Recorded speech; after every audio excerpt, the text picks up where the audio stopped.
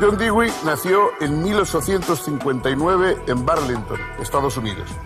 Desarrolló durante toda su larga vida una fecunda actividad de pensador, estudioso y escritor, pero también intervino protagónicamente en la reforma educacional, en la organización y defensa del movimiento obrero estadounidense y luchó por los derechos de la mujer, las libertades civiles y la paz. Filosóficamente, presentó una versión propia del pragmatismo dirigido a la reconstrucción de la sociedad en la que le tocó vivir.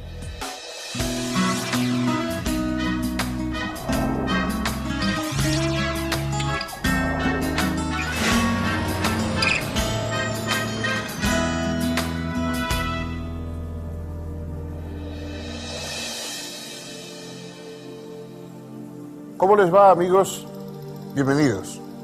Vamos a, hoy, siguiendo el camino de esta divulgación de la historia de la filosofía, centrarnos en un filósofo contemporáneo, no una de esas figuras deslumbrantes que rompen, que dan una innovación y un giro radical, uno de esos aventureros casi de capa y espada del pensamiento, sino un hombre, más bien un hombre sencillo, un hombre, digamos, trabajador, empeñoso, que hizo una labor de esas importantes en la filosofía de mantener una serie de pensamientos y de introducir un impulso cercano a lo útil en la filosofía. John Dewey es quizá uno de los filósofos americanos, sin duda el más conocido de comienzos del final del siglo XIX, comienzos del XX, y por supuesto es, de toda la historia de la filosofía, es una de esas figuras patriarcales que han tenido luego una progenie importante y que fueron muy influyentes en su momento, pero influyentes en la vida social, no solamente como filósofo, sino él era un hombre público que intervino en causas progresistas, que tuvo que ver con legisladores y sobre todo, para mí lo más importante de Dewey es que es el filósofo de la educación, el filósofo que puso el tema de la educación en el centro de la filosofía contemporánea. Para él, la filosofía no es más que una reflexión sobre la cuestión de la educación y todo el contenido verdadero de la filosofía es reflexionar sobre la cuestión de la educación. No es, por supuesto, ni el único ni el primero. John Locke ya se había dedicado al tema de la educación. Rousseau, como saben ustedes, hizo una obra célebre, de Emilio, y hay otros filósofos, pero en la época contemporánea esta convicción de que la filosofía puede, a través de la educación, aportar un fundamento a la democracia moderna. Esta es una idea característica de Dewey y yo creo que es una de las ideas fuerza del pensamiento contemporáneo.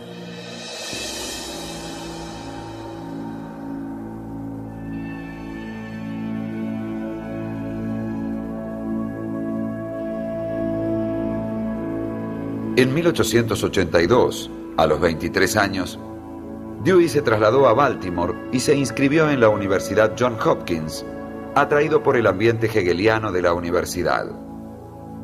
En su formación filosófica comenzó, en efecto, por una entusiasta adhesión al hegelianismo que, para él, representaba un instrumento de liberación.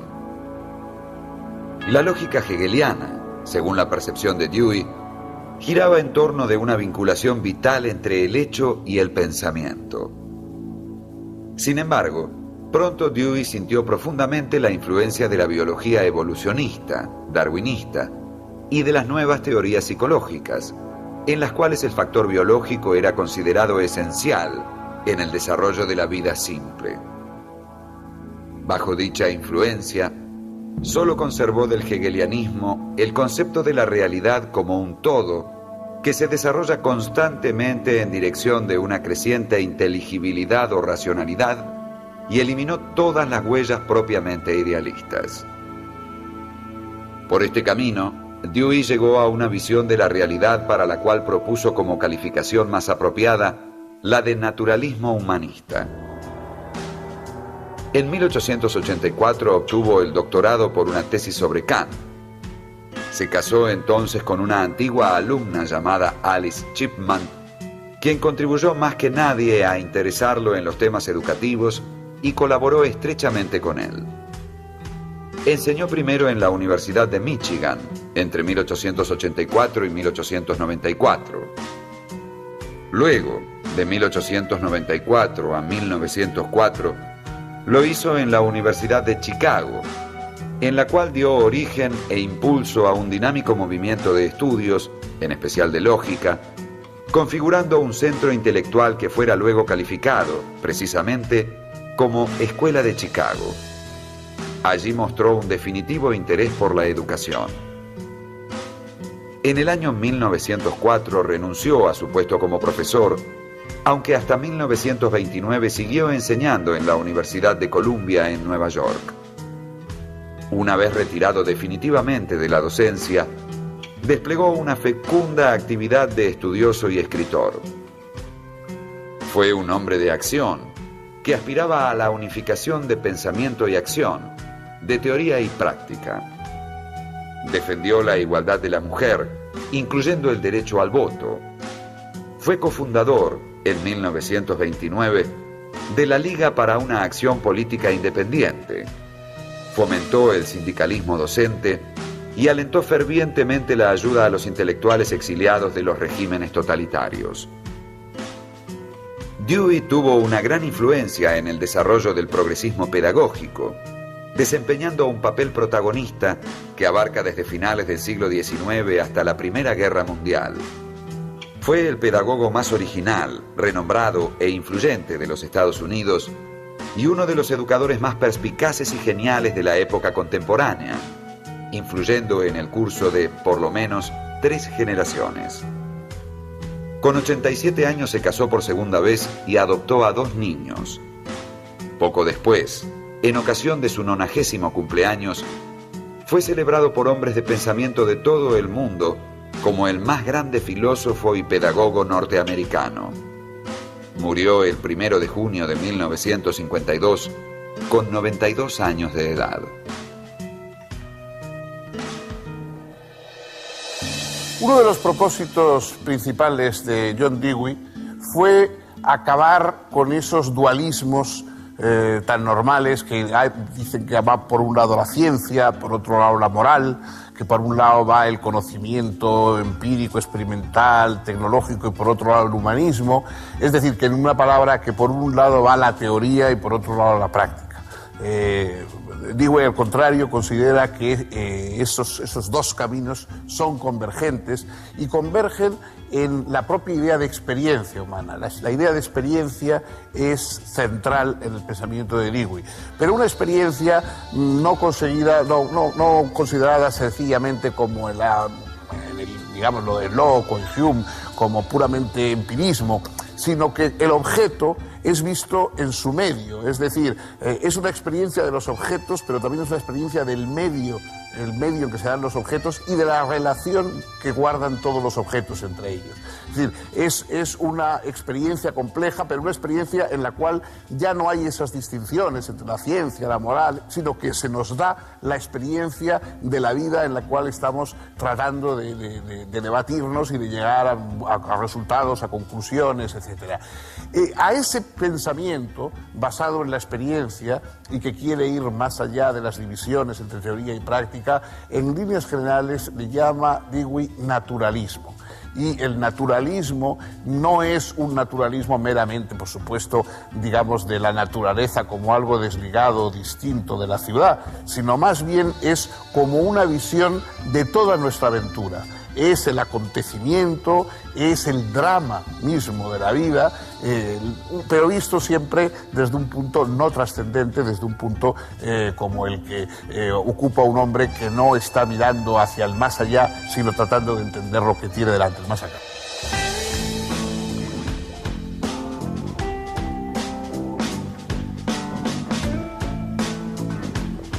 El pensamiento, según Dewey, es un producto de la evolución biológica y la conducta humana se desarrolla, por eso, siempre en vinculación con un ambiente físico, es decir, que tiene siempre una matriz biológica.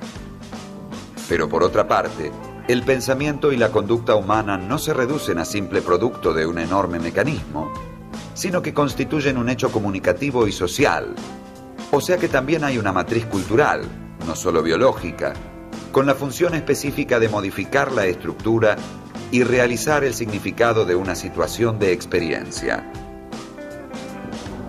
De alguna forma, el naturalismo humanista que propone Dewey está tratando siempre de ubicar y pensar la conducta humana a partir de una doble matriz.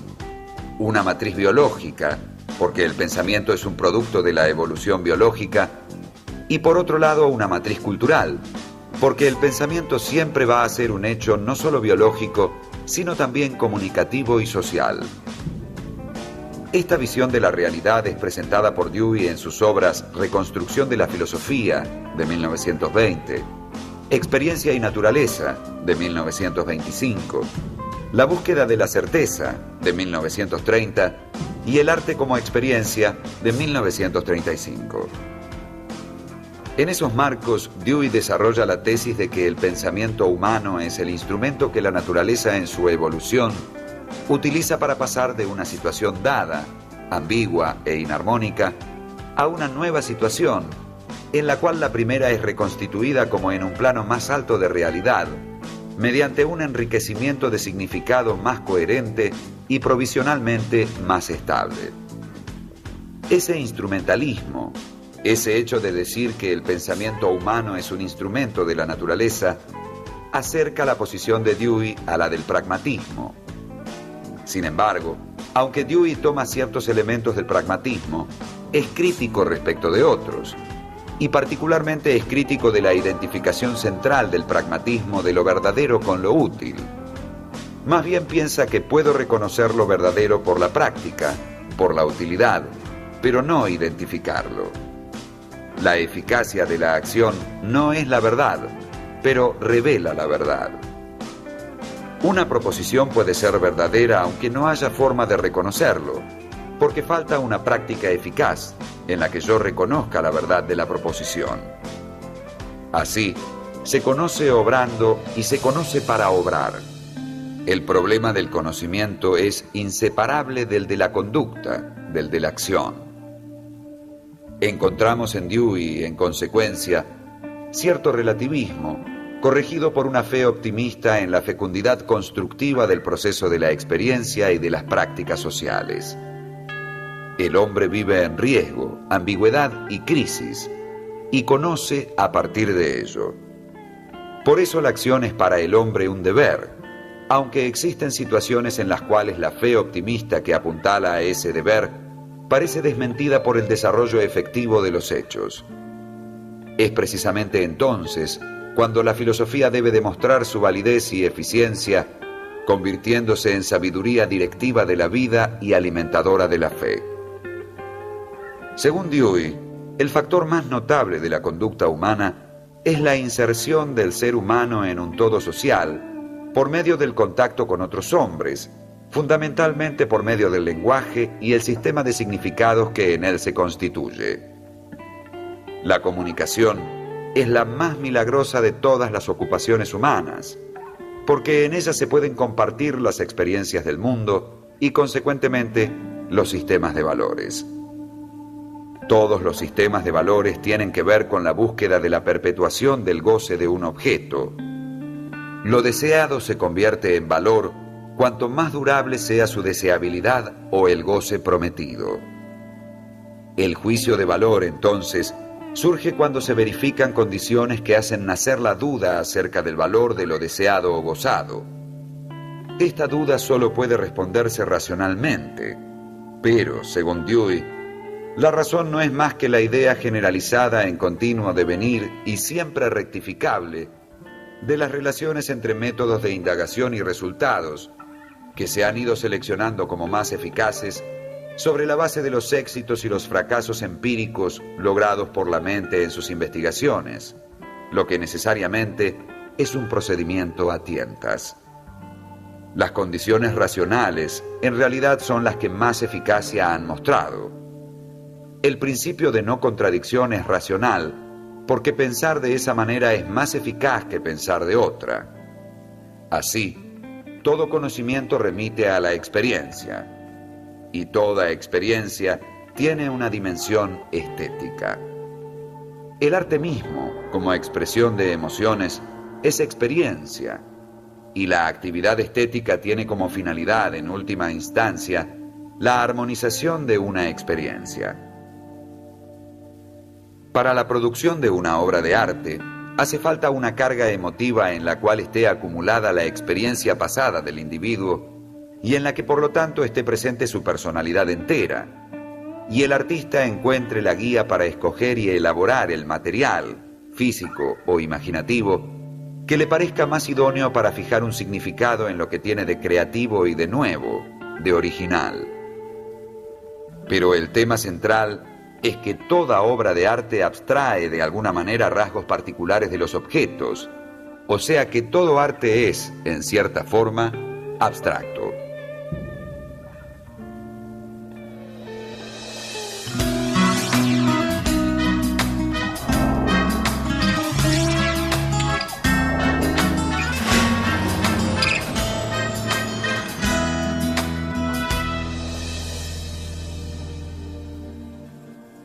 La experiencia nos revela que la aventura del ser humano en el mundo es una aventura dramática basada en la incertidumbre. No sabemos a qué atenernos y ese es un problema grave que nos afecta porque estamos acechados por dificultades, por peligros, por necesidades. Entonces, el conocimiento no es un mero saber que contempla desinteresadamente el mundo, sino que pretende sacarnos de la incertidumbre. El conocimiento siempre pretende dominio, es seguridad.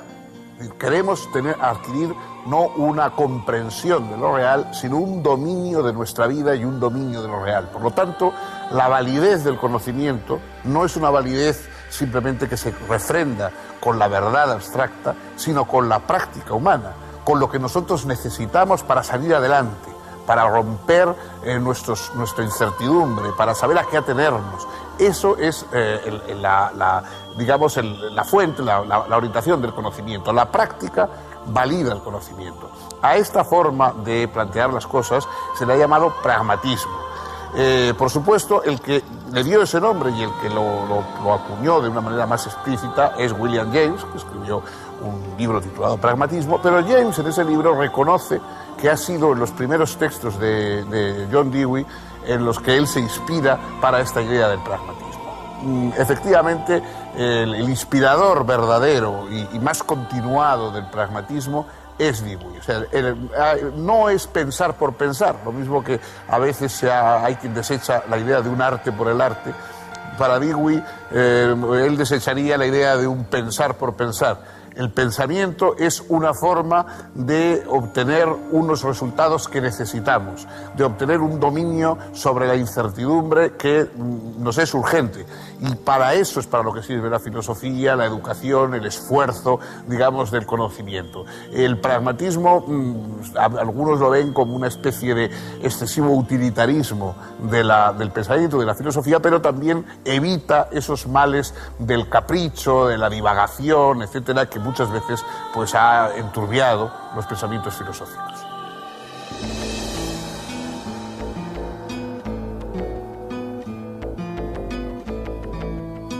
Para Dewey, la democracia es básicamente una pedagogía y a la vez la educación es democrática y democratizadora. O sea, la democracia educa y la educación democratiza. Este programa que Dewey califica como liberal y progresista es desarrollado en los libros Naturaleza y Conducta Humana, de 1922, Filosofía y Civilización, de 1931, y Problemas de los Hombres, de 1946.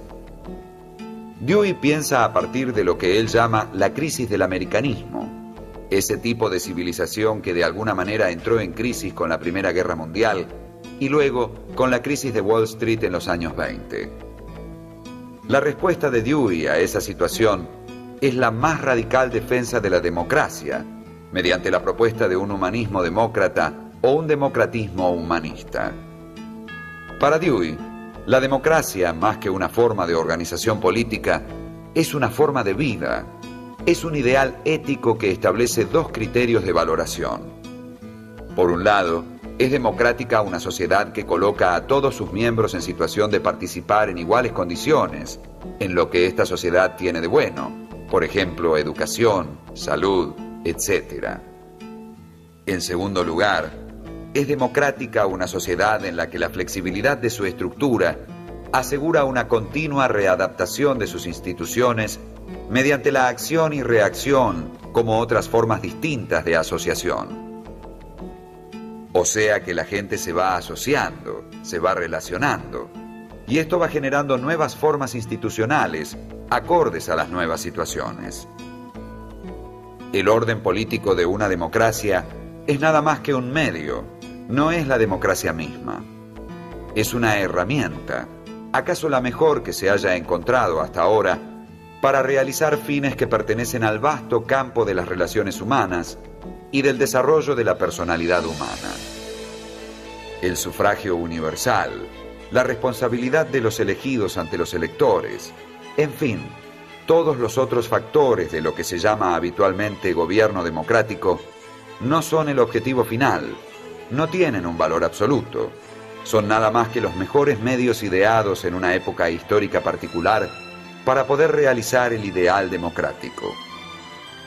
El fundamento de la democracia es la fe en la capacidad de la naturaleza humana, la fe en la inteligencia humana y la fe en la experiencia asociada en forma de colaboración y solidaridad. La fe democrática en la igualdad de todos los hombres es la fe de que cada individuo debe tener la posibilidad de ofrecer la contribución de que es capaz y de que el valor de su contribución tiene que ser determinado por su puesto y su función en el todo orgánico de similares contribuciones. Entre la democracia así entendida y la educación existe una estrecha relación. En cierto sentido, ambos conceptos se identifican. La democracia es en sí misma un principio educativo, un método y una estructura educativa. La democracia plantea a cada miembro de la sociedad la pregunta: ¿quieres ser un hombre libre y aceptas la responsabilidad y los deberes inherentes a la condición de miembro efectivo de la sociedad?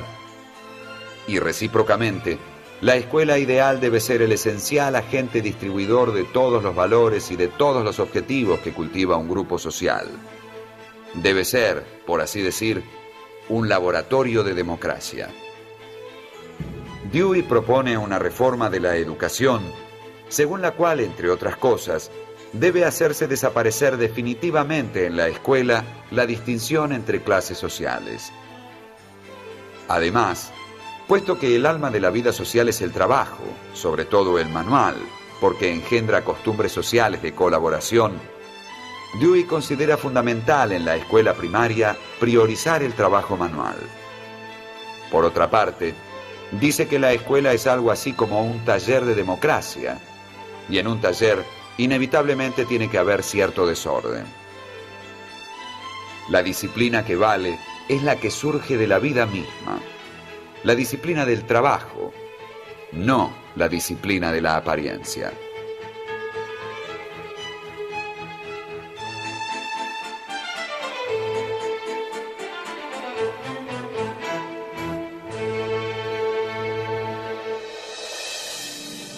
En el pensamiento americano y en líneas generales en el pensamiento posmoderno, el filósofo de referencia es John Dewey.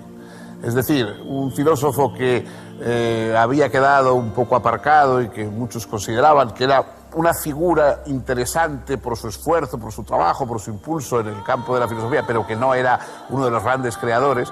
Sin embargo, hoy es visto como el inspirador de Richard Rorty y de algunos de los más importantes pensadores americanos, sobre todo, insisto, de la posmodernidad. Como se sabe, la posmodernidad ha recuperado y, a mi juicio, ha acentuado casi hasta lo excesivo la doctrina pragmatista. De modo que Dewey es hoy otra vez una filosofía presente y se le estudia. Es verdad que no es un filósofo que ha tenido nunca la habilidad de la escritura. Es decir, para ser francos, John Dewey escribe muy mal y es bastante confuso y trabajoso, de modo que sus ideas yo creo que están mejor recogidas por otros autores que las dan o las brindan con más gracia.